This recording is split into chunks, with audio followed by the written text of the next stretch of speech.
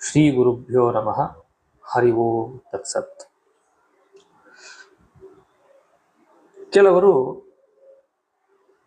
ವೇದ, Bible ಹಾಗೂ ಕುರಾನ್ ಈ ಮೂರನ್ನು ಪವಿತ್ರ ಗ್ರಂಥಗಳು, ಇದರಲ್ಲಿ ಯಾಕೆ ಭೇದ ಭಾವ ಮಾಡಬೇಕು?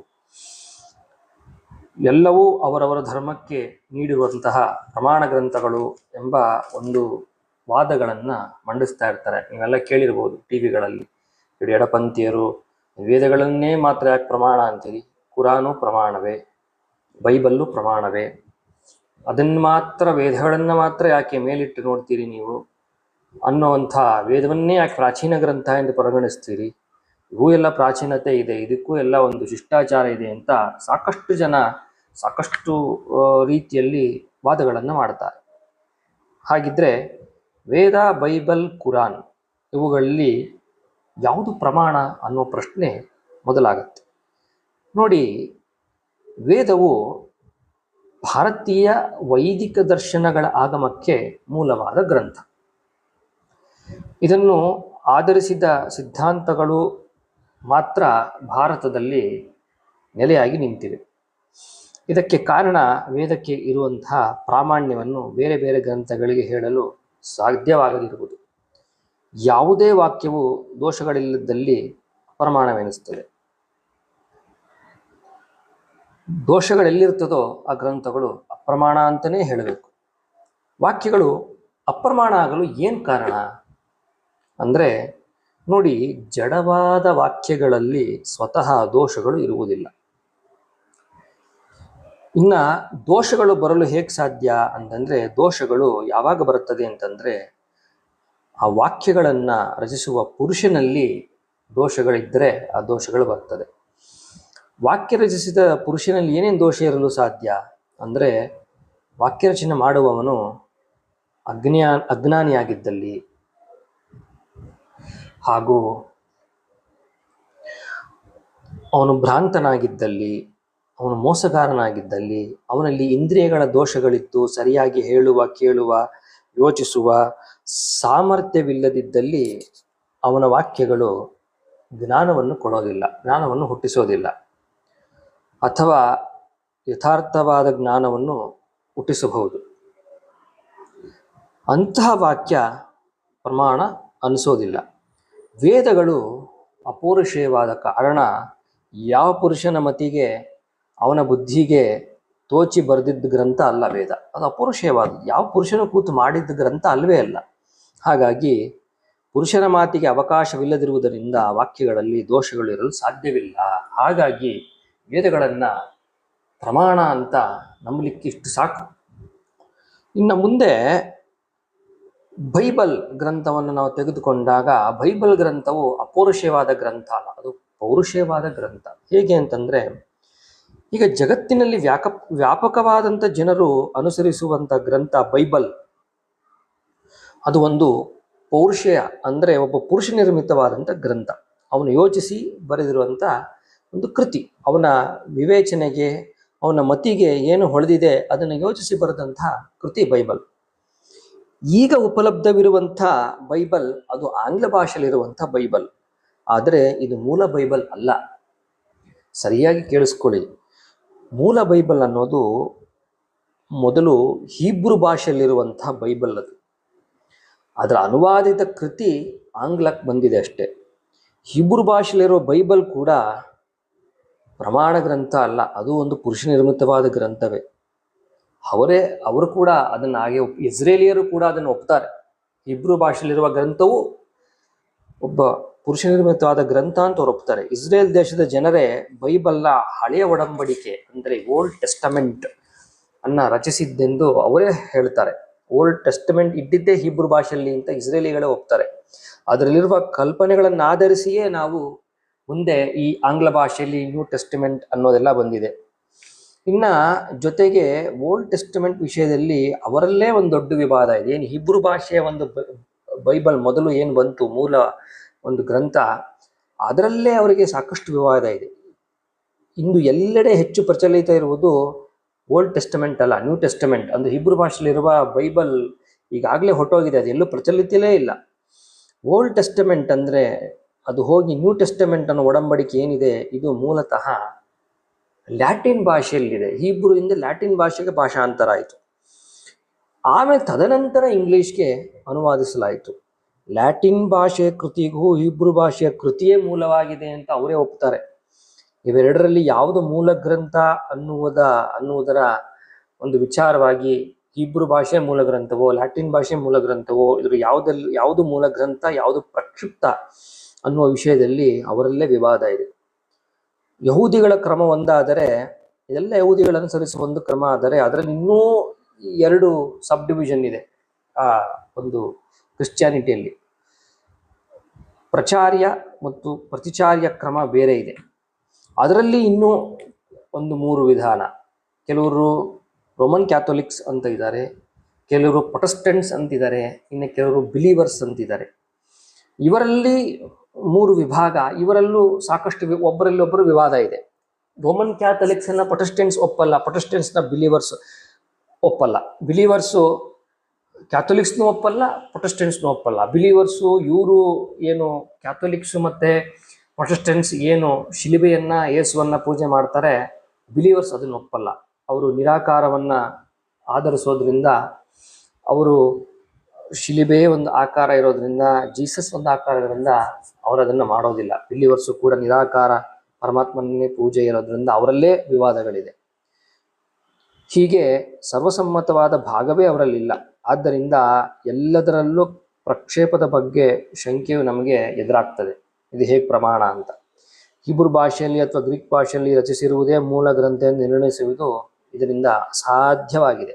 ಹೀಗೆ ಪೌರುಷೇಯವೆಂದು ಅವರೇ ಒಪ್ಪುವ ಗ್ರಂಥಗಳಲ್ಲಿ ಪುರುಷ ದೋಷಗಳಿಗೆ ಅವಕಾಶ ತುಂಬ ಇರುತ್ತೆ. ಅವುಗಳಲ್ಲಿ ವಿಶ್ವಾಸ ಮಾಡುವುದು ಸಾಧ್ಯವಾಗುವುದಿಲ್ಲ. ಇಂಥ ವಿಚಾರಗಳು ನೋಡಿದಾಗ ನಮಗೆ ಬೈಬಲ್ ಕೂಡ ಅಪ್ರಮಾಣ ಅನ್ನುವಂಥ ವಾದ ನಮಗೆ ಸಿದ್ಧಿಯಾಗತ್ತೆ. ಮುಂದೆ ಮೋಸೆಸ್ನ ಒಂದು 10 ಆಜ್ಞೆಗಳ ಬಗ್ಗೆ ನೀವು ಕೇಳಿರ್ತೀರ. ಯಹೂದಿಗಳು, ಕ್ರಿಶ್ಚಿಯನ್ನರು ಹಾಗೂ ಇಸ್ಲಾಂ ಧರ್ಮದವರಿಗೆ ಮೂಲ ಪುರುಷ ಮೊದಲು ಮೋಸೆಸ್. ಇಲ್ಲಿ ನೋಡಿ ಎಷ್ಟು ಆಶ್ಚರ್ಯ ಅಂತಂದರೆ, ಇಸ್ಲಾಂನಲ್ಲಿ ಅವರೆಲ್ಲ ಹೇಳ್ಕೊಳ್ತಾರೆ ನಮ್ಮ ಮೂಲ ಪುರುಷ ಮೊದಲ ಪ್ರವಾದಿ ಪೈಗಂಬರ್ ಅಂತ ಹೇಳ್ಕೊತಾರೆ. ಅದಕ್ಕಿಂತ ಮುಂಚೆ, ಪ್ರವಾದಿ ಬರಲಿಕ್ಕಿಂತ ಮುಂಚೆ ಈ ಕ್ರಿಶ್ಚಿಯನ್ನರಿಗೂ ಯಹೂದಿಗಳಿಗೂ ಹಾಗೂ ಇಸ್ಲಾಂ ಧರ್ಮದವರಿಗೂ ಮೋಸಸ್ಸೇ ಮೂಲ ಗುರುವಾಗಿದ್ದ. ಮೋಸೆಸ್ನ 10 ಆಜ್ಞೆಗಳು ಅಂತ 10 ಕಮ್ಯಾಂಡ್ಮೆಂಟ್ಸ್ ಅಂತ ನೀವು ಕೇಳಬಹುದು. ಅವನು ನೀಡಿರುವಂಥ ಪುರಾವೆಗಳಿದೆ. ಸಿನಾಯಿ ಅನ್ನುವಂಥ ಒಂದು ಜಾಗದ ಪರ್ವತ ಶ್ರೇಣಿಯಲ್ಲಿ, ಪರ್ವತದ ಮೇಲೆ ಮಣ್ಣಿನ ಫಲಕದಲ್ಲಿ ಬರೆದಿಟ್ಟ 10 ಆಜ್ಞೆಗಳು ಇವತ್ತಿಗೂ ಆಧಾರವಾಗಿ ಸಿಗತ್ತೆ ನಮಗೆ. ಅವು ಕೂಡ ಅಪೌರುಷೇಯಗಳಲ್ಲ.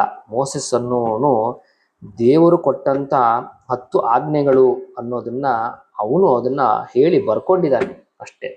ಅದು ಯಾರು ಸ್ವಂತವಾಗಿ ಅಪೌರುಷೇಯವಾದಂಥ ಮಾತುಗಳಲ್ಲ. ಇನ್ನು ಮೊಹಮ್ಮದೀಯರ ಕುರಾನ್ ವಿಚಾರಕ್ಕೆ ಬಂದರೆ, ಮೊಹಮ್ಮದೀಯರು ಕುರಾನನ್ನು ತಮ್ಮ ಪವಿತ್ರ ಗ್ರಂಥ ಅಂತ ಏನು ಒಪ್ಕೊಳ್ತಾರಲ್ಲ, ಆದರೆ ಅದು ಕೂಡ ಪುರುಷ ನಿರ್ಮಿತವೇ ಆಗಿದೆ. ಅವರೇ ಹೇಳುವಂತೆ ಭಗವಂತನೇ ರಚಿಸಿದ ಮಾತುಗಳು ಅವುಗಳಾಗಿದೆ ಅಂತ ಅವ್ರು ಹೇಳ್ತಾರೆ. ಆದರೆ ಪ್ರವಾದಿ ಮೊಹಮ್ಮದ್ ಮೂಲಕವೇ ಆ ಕುರಾನ್ ಜಗತ್ತಿಗೆ ಕೆಲ ಭಾಗಗಳು ಬಂದಿವೆ ಅಂತ ಅವರು ಒಪ್ತಾರೆ.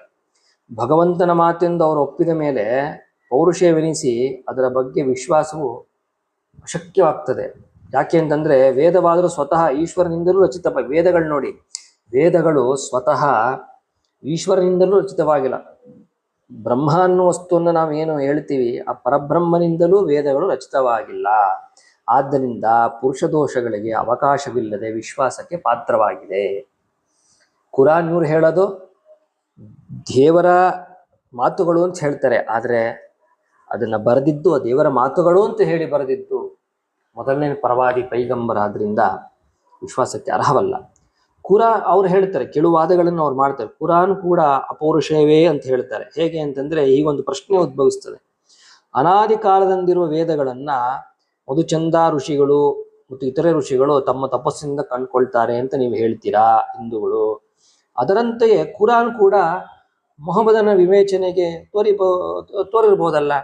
ಅಲ್ಲಾ ಹೇಳಿದಂಥ ಮಾತುಗಳು ಮೊಹಮ್ಮದನ ಒಂದು ಅಂತರಾತ್ಮಕ್ಕೆ ತೋಚಿರಬಹುದಲ್ಲ. ನಿಮ್ಮ ಋಷಿಗಳಿಗೆ ಹೇಗೆ ತೋಚ್ತೋ, ತಪಸ್ಸಿನಿಂದ ಕಂಡುಕೊಂಡ್ರೋ, ಹಾಗೆ ಮೊಹಮ್ಮದ್ ಕಂಡುಕೊಂಡಿರ್ಬೋದಲ್ಲ. ಆಗ ಅದು ವೇದದಂತೆ ಅಪೌರುಷವೇ ಆಗುವುದಲ್ಲ ಅನ್ನುವಂಥ ಪ್ರಶ್ನೆಗಳು ಉದ್ಭವ ಆಗ್ತದೆ. ವಿಚಾರ ಮಾಡಿದರೆ ವೇದಕ್ಕೂ ಕುರಾನಿಗೂ ಇರುವ ವ್ಯತ್ಯಾಸ ಸ್ಪಷ್ಟವಾಗ್ತದೆ. ವೇದವು ಕೇವಲ ಒಬ್ಬ ಮಧುಚಂದ ಋಷಿಯೋ ಅಥವಾ ಇನ್ನೂ ಯಾರೋ ಒಬ್ಬ ಋಷಿಯ ಧ್ಯಾನಕ್ಕೆ ಗೋಚರವಾಗಿದ್ದಲ್ಲ. ವೇದದಷ್ಟಾರರಾದ ನೂರಾರು ಸಾವಿರಾರು ಋಷಿಗಳ ತಪಸ್ಸಿನಿಂದ ಕಂಡುಕೊಂಡ ಜಗತ್ತಿಗೆ ಅದನ್ನು ನೀಡಿದ್ದಾರೆ. ಒಬ್ಬ ಋಷಿ ನೀಡಿದ್ದಲ್ಲ, ನೂರಾರು ಋಷಿಗಳದನ್ನು ನೀಡಿದ್ದಾರೆ. ಆದರೆ ಕುರಾನ್ ಯಾಕೆ ಬೇರೆಯವರಿಗೆ ಗೋಚರವಾಗುವುದಿಲ್ಲ, ಬರೀ ಮೊಹಮ್ಮದನಿಗೆ ಮಾತ್ರ ಯಾಕೆ ಗೋಚರವಾಗಿದೆ ಅನ್ನೋ ಪ್ರಶ್ನೆಯಲ್ಲೇ ಇರೋದು ಅನುಮಾನ.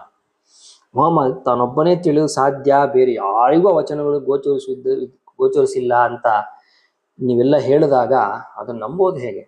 ನಮ್ಮನ್ನು ನೋಡಿ, ಮಧುಚಂದ ಋಷಿ, ವಸಿಷ್ಠರು, ಅಗಸ್ತ್ಯರು, ವಿಶ್ವಾಮಿತ್ರರು, ಮೇಧಾತಿಥಿಗಳು, ಹೀಗೆ ಎಷ್ಟೋ ಋಷಿಗಳು ನಮ್ಮಲ್ಲಿ ವೇದಗಳನ್ನು ತಮ್ಮ ತಪಸ್ಸಾಮರ್ಥ್ಯದಿಂದ ಕಂಡುಕೊಂಡು ಜಗತ್ತಿಗೆ ಕೊಟ್ಟಿದ್ದಾರೆ. ಆದರೆ ಕುರಾನು ಒಬ್ಬನಿಗೆ ಮಾತ್ರ ಗೋಚರ ಆಯಿತು. ಯಾರಿಗೆ? ಪ್ರವಾದಿ ಮೊಹಮ್ಮದ್ ಪೈಗಂಬರನಿಗೆ ಗೋಚರ ಆಯಿತು. ಆ ವಚನಗಳು ಅವನಿಗೆ ಬಿಟ್ಟು ಬೇರೆ ಯಾರಿಗೂ ಗೋಚರಿಸಿದ್ದಿಲ್ಲ ಅಂತ ಅವರು ಒಪ್ಕೊಂಡಿದ್ದಾರೆ. ಒಬ್ಬನಿಗೆ ಮಾತ್ರ ಗೋಚರವಾಗುವುದಾದರೆ ಅದಕ್ಕೆ ಕಾರಣವಾದ ಬೇರೆಯಲ್ಲಿರುವವರಲ್ಲಿ ಕೇವಲ ಮೊಹಮ್ಮದನಲ್ಲಿ ಮಾತ್ರ ಏನಂತ ಸ್ಪೆಷಾಲಿಟಿ ಇದೆ? ಬೇರೆಯವರಲ್ಲಿ ಇಲ್ಲದಿದ್ದಂಥ ಸ್ಪೆಷಾಲಿಟಿ ಮೊಹಮ್ಮದ್ನಲ್ಲಿ ಏನಿದೆ? ಮೊಹಮ್ಮದನಲ್ಲಿ ಮಾತ್ರ ಕಾಣಸಿಗುವಂಥ ಗುಣಗಳೇನು? ಆದರೂ ಈಗ ಬುದ್ಧ, ಜಿನ ಮೊದಲಾದ ಧರ್ಮ ಸಾಕ್ಷಾತ್ಕಾರವುಳ್ಳವರೆಂದು ಏನು ನಾವು ಕೆಲವರು ಹೇಳ್ಕೊಳ್ತಾರಲ್ಲ, ಅವರಲ್ಲೂ ಇರುವ ದೋಷಗಳು ಮೊಹಮ್ಮದ್ನಲ್ಲಿ ಇರಬಹುದಲ್ಲ. ಯಾಕೆಂದ್ರೆ ಬುದ್ಧ ಜಿನನ ಗ್ರಂಥದಲ್ಲೂ ಸಾಕಷ್ಟು ತಪ್ಪುಗಳಿದೆ. ಅದು ಪೌರುಷೇಯವಾದಂಥ ಗ್ರಂಥಗಳೇ, ಪೌರುಷೇಯ ಗ್ರಂಥ ಅಲ್ಲ. ಹಾಗೆ ಅವರಲ್ಲಿರುವಂಥ ದೋಷ ನಿಮ್ಮಲ್ಲಿ ಯಾಕೆ ಇರಬಾರದು? ಆದರೂ ಕುರಾನ್ ಪ್ರಮಾಣವಾಗುವುದಾದರೆ ಬೌದ್ಧ ಜೈನ ದರ್ಶನಗಳನ್ನು ಅವರು ಪ್ರಮಾಣವೆಂದು ಒಪ್ಪಬೇಕಾಗ್ತದೆ ಮುಸಲ್ಮಾನರು. ಆದರೆ ವೇದದಲ್ಲಿ ನೋಡಿ, ವೇದ ಮಾತ್ರ ಯಾವತ್ತೂ ವೇದಗಳನ್ನು ನಾವು ಆ ಪ್ರಶ್ನೆ ಉದ್ಭವ ಆಗದೇ ಇಲ್ಲ. ಯಾಕೆ ಅಂತಂದರೆ ವೇದವನ್ನು ಈಶ್ವರನು ರಚಿಸಿಲ್ಲ. ಈಶ್ವರನು ದೋಷರಹಿತನೆಂದು ತೀರ್ಮಾನವಾದ ಮೇಲಷ್ಟೇ ಅವನ ವಚನಗಳನ್ನು ವಿಶ್ವಾಸಾರ್ಹವೆಂದು ನಿರ್ಣಯ ಮಾಡಲು ಸಾಧ್ಯ. ಹೌದಾ? ಅವನ ದೋಷ ದೂರತ್ವವನ್ನಾದರೂ ಹೇಗೆ ಸಮರ್ಥಿಸೋಣ ಅಂದರೆ ಅವನ ಮಾತಿನಿಂದಲೇ ಅವನನ್ನು ದೋಷರಹಿತನೆಂದು ಸಮರ್ಥಿಸಲು ಸಾಧ್ಯವಾಗುವುದಿಲ್ಲ. ಯಾಕೆಂದರೆ ಅದು ಆಮೇಲೆ ಪೌರುಷೇಯವಾಗಿ ಹೋಗ್ತದೆ. ಹಾಗಾಗಿ ಈಶ್ವರನೂ ರಚಿಸದ, ಆದರೆ ಅನಾದಿ ಕಾಲದಿಂದಲೂ ಅವನ ಬುದ್ಧಿಯಲ್ಲಿ ಶಾಶ್ವತವಾಗಿ ಇರುವ ಸೃಷ್ಟಿಕಾಲದಲ್ಲಿ ಈಶ್ವರನು ಕೇವಲ ಉಚ್ಚರಿಸಿ ಅದನ್ನು ಉಪದೇಶ ಮಾಡ್ತಾನೆ, ವೇದವಾಕ್ಯಗಳನ್ನು. ಹಾಗಾಗಿ ಇದನ್ನು ಒಪ್ಪಬೇಕು. ಆಗ ಯಾವ ಪುರುಷ ದೋಷಗಳಿಗೆ ಅವಕಾಶವಿಲ್ಲದೆ ವೇದಗಳು ಅತ್ಯಂತ ವಿಶ್ವಾಸಾರ್ಹವೆಂದು ನಮಗೆ ಕೊನೆಗೆ ತೀರ್ಮಾನ ಆಗ್ತದೆ. ಭಾರತೀಯ ಸಂಸ್ಕೃತಿಯೇ ಎಲ್ಲದಕ್ಕೂ ಮೂಲ. ನೋಡಿ, ಭಾರತೀಯ ಸಂಸ್ಕೃತಿಯ ಪ್ರಭಾವವು ಇಂದಿನ ಇರಾಕ್ ದೇಶದವರೆಗೂ ಬಹು ಹಿಂದೆಯೇ ಇದೆ. ಅದೆಷ್ಟೋ ಇತಿಹಾಸ ತಜ್ಞರು ಕೂಡ ಅದನ್ನು ಅಭಿಪ್ರಾಯ ಪಡ್ತಾರೆ. ಭಾರತೀಯ ವ್ಯಾಪಾರಿಗಳು ಅರಬ್ ದೇಶಗಳಿಗೆ ವ್ಯಾಪಾರಕ್ಕಾಗಿ ಹೋಗಿ ಬರುತ್ತಿದ್ದರು. ಇತಿಹಾಸದಲ್ಲಿ ಸಿಗ್ತದೆ ನಮಗೆ, ಇದರ ಇತಿಹಾಸದಿಂದ ನಮಗೆ ತಿಳಿಯುತ್ತೆ. ಹಾಗಾಗಿ ಭಾರತೀಯ ಸಂಪರ್ಕದಿಂದ ಅವರ ಸಂಪ್ರದಾಯಗಳು, ಅವರ ನಿಷ್ಠೆ